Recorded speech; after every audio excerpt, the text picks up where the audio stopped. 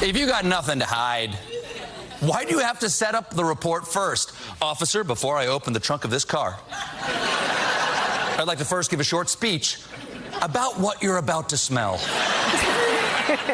Stephen Colbert exposing the Attorney General's press conference yesterday for what it was. Spin aimed at getting ahead of the release of a damaging report on both counts, Russian contacts and obstruction.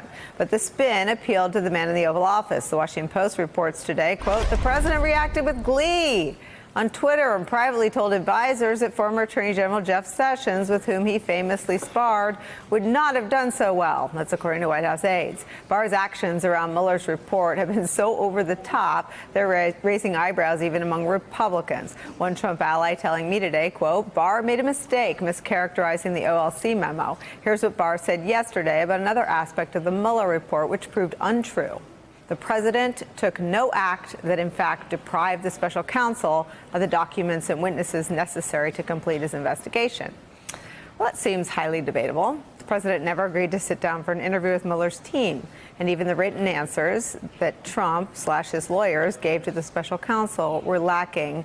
The president didn't remember anything asked of him. And from Mueller's report, quote, we noted, among other things, that the president stated on more than 30 occasions that he does not recall or remember or have an independent recollection of the information called for by the questions. And to further call into question Barr's characterization that Trump assisted with the investigation, I point you to Volume 2 of the Mueller report, an entire report on nearly a dozen efforts to obstruct the investigation Barr said he helped with. So what was Barr talking about, Heilman? I'm not going to be like Rick Stengel, and I would really like for people to stop saying that Barr spun or mischaracterized. He just lied about a lot of stuff. I said this yesterday. Let me put it up. You're right. He really just told lies about a variety of things in the report, where he said things that were in stark just. They contradicted exactly what Mueller said, and some of them were so brazen. These weren't just lies. The brazenness of the lies. Let me put them up and take us through them. Let me put them up. Okay. So here was Barr on OLC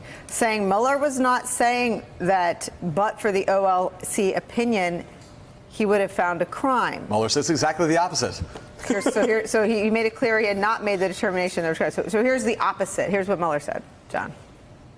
This office accepted OLC's legal conclusion for the purpose of exercising prosecutorial jurisdiction. I mean, that's black and white. Correct. It's black and white. And to the other one that we just mentioned a second, I don't know if you have other graphics you want to put up, but the super striking one was this notion that the reason that he and Rosenstein had come down on the obstruction issue, the rule that Trump had not obstructed justice, was that the full cooperation. The entire report, or at least the second volume of the report, is a chronicle of non-cooperation, starting with the most obvious one, which is that he didn't agree to an interview, but all of the times he tried to fire Mueller, he tried to get people to lie to Mueller. These are all examples of non-cooperation, and yet Barr said yesterday that the dispositive issue for him on the obstruction issue was the full cooperation of the White House that Donald Trump gave him. There's at least 4 or 5 other examples that are just outright lies, and I think it raises the question of why. Because Barr is not a stupid man, right? He knew that the lies would be called out and called out quickly.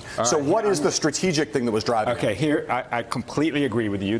It wasn't subjective, his points. It's objectively false, which we call lies. Yeah. I think what he was doing was something that we learned from cognitive psychology. If you frame the issue, then everybody has to go back to the way you framed it in order to discuss it. We're discussing it now, right? As opposed to discussing the actual malfeasance and obstruction of justice in the report, we're talking about how he lied in framing it. I want to understand. That's what he was trying to do. I don't understand. I understand why he did it.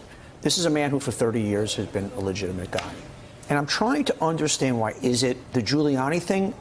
I need to be relevant again. I need to be close to the sun, and I will, throw out any other moral compass I ever had. Is it he is such a executive privilege zealot that he feels he's on a mission? Explain to me, if you're William Barr at this stage of your life, analyze it. That's what I can't get my arms around. Joyce?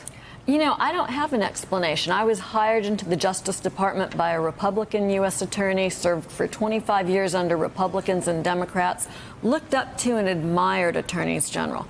And to hear an attorney general lie from the podium at the Justice Department about the contents of a report that had been done on a serious criminal case is so stupefying. And the attorney general, he hugged Rod Rosenstein pretty tight during that presentation. It looked like he was to try to blinking give it in some Morse code. legitimacy. But it didn't have any legitimacy. What I had always expected was that whether you liked Barr or not, he would not tell an outright lie about the report because he would have to face the lie. And when we first learned that he was going to talk to reporters before they'd had the chance to see the report, it made you stop and wonder what was going on. And then when you compared the two, you realized it was exactly what you're saying. It was an effort to frame the conversation in a favorable way for the president's lawyer, not the people's lawyer. Exactly. All right. Really quick. We're out of time. Okay. Still raises the mystery of Donnie's point, though. The guy had been Attorney General once before. He didn't need this job. It was already on his resume. Like, what was it that made this guy, who was supposed to be an establishmentarian, supposed to be an institutionalist, why did he suddenly decide, I need to jump back in order to save Donald Trump's presidency? What's he getting out of that? I can't get that. I I know I'm leaving the table, leaving my friends. Go ahead. Last word. Last word. People need to read this report because it's a portrait of weakness. Donald Trump's whole image is about strength. He's afraid to confront people. He's afraid to fire people. It is a portrait of weakness, chapter and verse, and people should see that. And that's why, just to tie all this back to Donnie's comment, that's why I think it matters. And that's why I think Democrats need to walk and chew gum and juggle, but they got to read it. Hey there, I'm Chris Hayes from MSNBC. Thanks for watching MSNBC on YouTube. If you want to keep up to date with the videos we're putting out, you can click subscribe just below me or click over on this list to see lots of other great videos.